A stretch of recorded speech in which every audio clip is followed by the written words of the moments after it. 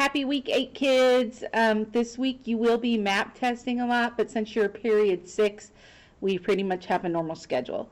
So Monday you're going to be doing a qualitative versus quantitative data slide deck with me. It's going to be a pair deck.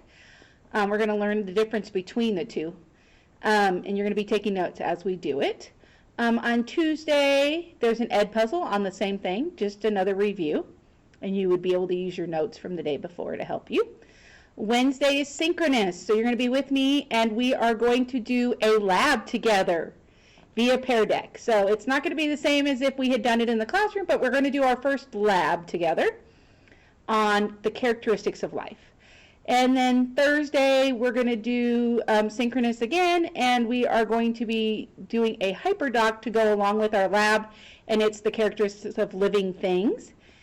And then last but not least, on Friday, you have dependent and independent variables for the first time. You're going to learn about them. What is a dependent variable in a science experiment, and what is an independent variable in a science experiment? You should be able to answer those by the end of this ed puzzle. Have a great week, guys. Can't wait to see ya.